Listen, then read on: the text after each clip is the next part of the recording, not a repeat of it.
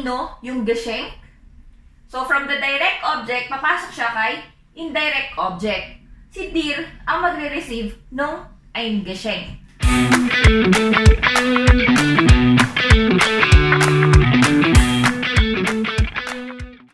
Hello everyone! My name is Lolita. Welcome to my channel. In this vlog, I will be discussing the accusative case. Ano ba talaga ang accusative at paano ba siya naiiba sa dative? So, ang accusative ay tulad ng dative, siya ay isang object. Pero ang accusative ay isang direct object while ang dative ay isang indirect object. To know more about the dative case, I've made a vlog about it. Yung link I provided sa description below. So, the accusative case, like what I have said, is a direct object. Pero, ipapakita ko pa rin sa inyo yung 4 functions ng accusative case. So, number 1. Accusative case serves as a direct object of the sentence. It is the person, the entity, or the idea that is acted upon by a subject. It answers the questions, what or whom does the subject, tapos ano yung verb. Like for example, wir brauchen eine Idee. So, wir is the nominative, siya yung subject. Brauchen is the verb, which is conjugated sa wir, kaya brauchen. And then, eine Idee, die Idee, feminine. So, isa siyang accusative, feminine. So, kanina nga sinabi ko sa inyo, di ba, isa siyang direct object. Bakit siya naging accusative? Kasi nga, yung the word brauchen, di ba sinabi nga kanina, it answers the questions, what? So, dito, yung verb natin is brauchen. Ano ba yung brauchen ni wir? So, directly, ang kailangan niya ay eine Idee. So, wir brauchen eine Idee. Kaya siya accusative. So, another example is, die Frau, subject, liest, from the word lesen, o to read, die Zeitung. So, die Frau is nominative, subject, liest, verb, die Zeitung, accusative. Paano nga ulit yun? It answers the question, what or whom. So, ano ba yung binabasa ni Frau? So, directly, ang binabasa niya ay die Zeitung.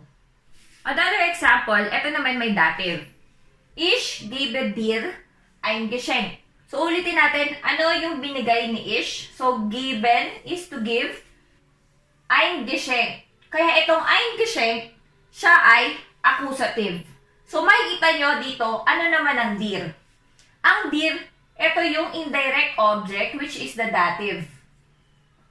Ang dative naman, siya naman yung nagre-receive ng accusative. So, uulitin ko ha. Sinabi natin kanina ng accusative, siya yung nag-a-answer ng what. Or, siya yung nagko-correspond doon sa verb. Tulad nito, si Ish is yung subject. So, dito, I give. Given. Given is the verb. Ano yung binigay ni Ish? So, directly, sinasabi niya, ang ibinigay ni Ish ay ein Geschenk. So, si ein Geschenk, direct siya sa verb, siya ay accusative case. Papasok naman si dir. Si dir ay isang dative. So, para kanino yung Geschenk? So, from the direct object, papasok siya kay indirect object.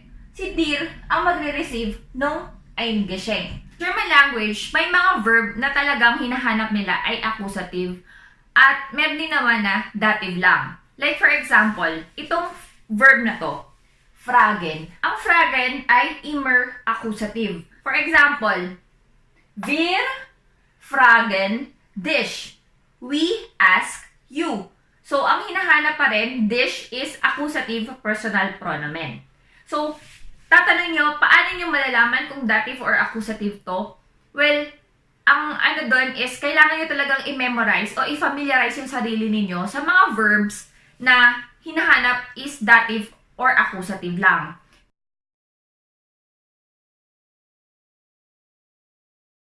Number 2 function. Yung accusative case could be an object of an accusative preposition. Ano ba itong mga accusative prepositions? So, eto yun. Bis, für, durch, gegeben, ohne, So, eto yung example ng mga accusative preposition. So, kapag nakita mo siya agad, automatic, accusative agad ang hinihingi niya.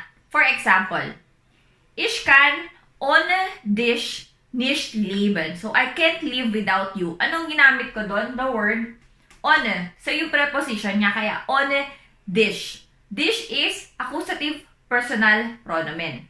So, sa prepositions, meron namang accusative, may dative, tapos meron namang two-way preposition. Yung two-way preposition ay the following. In, for, über, neben, zwischen, an, auf, hinter, unter. So, kapag ang two-way preposition, ginamit siya as accusative, ito yung tinatawag na merong movement. Ito yung from point A to point B. Sinasagot ang question na wohin. Uulitin ko. Ang two-way preposition, pwedeng dative, pwedeng accusative. So, pag accusative, it answers the question wohin. May movement from point A to point B. Tapos, pag dative naman, siya ginamit, walang movement. So, zum Beispiel, ich gehe in die Kirche. So, gehe, gehen, to go. So, there is a movement. Kaya, ich gehe in die Kirche. Die Kirche is feminine. Feminine, accusative ang ginamit ko. Pero, preposition in. So, may movement. Bibigyan ko naman kayo ng examples ng dative at accusative. Kung paano nga ba yung wohin at wo. For example, ich stelle das Glas auf meinen Hand. So, may movement from point A to point B. From here to my hand. Kaya, der Hand, mein Hand, meinen Hand, auf meinen Hand. So, ginamit ko ulit is preposition auf. So, paano naman siya magiging dative? Halimbawa, yung auf. Das Glas steht auf meinem Hand. So, yung isa kanina, may movement. Ich stelle das Glas auf meinen Hand. Accusative. Das Glas steht auf meinem Hand. So, naging dative na siya kasi wala nang movement. Auf pa rin siya. So, yun yung wohin at wo. Sa mga susunod na vlogs, itatakal ko naman yan ng maigi yung wohin at wo. For the meantime, mag-focus muna tayo sa accusative. Ano ba yung function ng accusative? Halimbawa daw, ang preposition ay ginamit sa idiomatic expression. Ito po yung mga verb na meron silang corresponding na prepositions. Like for example, warten auf, sich freuen auf, o kaya über. I will give you an example of the idiomatic expression that requires an accusative case. Kung mapapansin nyo dito, ang preposition na ginamit ko ay über, dito ay auf. So, parehas siyang two-way preposition. So, the verb is sich freuen, reflexive, which is ich freue mich über das Treffen. Yung isa naman ay, ich freue mich auf das Treffen. So, ano yung pagkakapareha nila? So, dito, sich freuen über das Treffen. So, hinihingi niya pa rin is accusative case. Tapos dito din, ich freue mich auf das Treffen. Accusative case din yung hinihingi niya. Ito yung sinasabi ko sa inyo na idiomatic expressions na humihingi ng accusative case, das Treffen. So, neutral, neutrum. Sabi niyo naman, ano naman ang pagkakaiba nila, über at saka auf lang ba? So, etong ich freue mich über das Treffen, yung über ginagamit kapag Vergangenheit or sa present. So, kapag past na yung Treffen, yung meeting niyo tapos na or ngayong araw, über. Kapag Zukunft naman or hindi pa nangyayari, ang gagamitin nyo is auf. Ulitin ko, sich freuen über, present, or sa Vergangenheit or Präteritum, pagtapos na or nangyari na. Tapos, auf, kapag naman kapag hindi pa nangyayari. So, ganun yung mga idiomatic expression. Kaya, kailangan maging maingat din tayo sa paggamit ng mga prepositions. So, ano ba yung fourth function niya? Ang fourth function ng accusative ay expressions of definite time or expression of a specific time that are, number one, not adverbs and not governed by a preposition. So, ano yung ibig kong sabihin?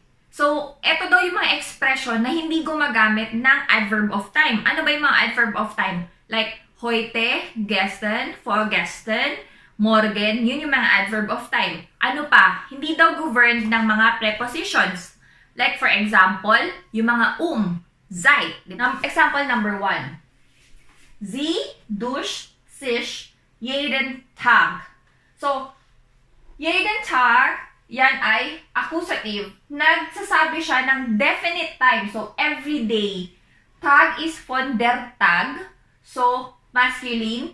Kaya ito ay jeden Tag. So, yung jeder, jede, sila yung mga gagamit, jedes, sila yung mga accusative na nagsasabi ng definite time. So, immer accusative. Tapos, ito pa ang isang example. Diesen Frühling mache ich Urlaub. So, eto na naman, nag-e-express siya ng definite time sa Frühling.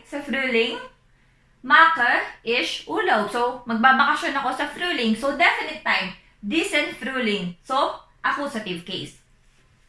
So, yun po ang accusative case. At ito yung mga functions niya. Kung nagustuhan niyo po ang video nito, pahit naman po ng like button. And pakishare na rin po sa mga kakilala nyo para makatulong din po tayo na sa mga gustong matutong mag-German. And kung hindi pa naman po kayo subscriber, sana po mag-subscribe kayo. Thank you very much for watching. Bye-bye!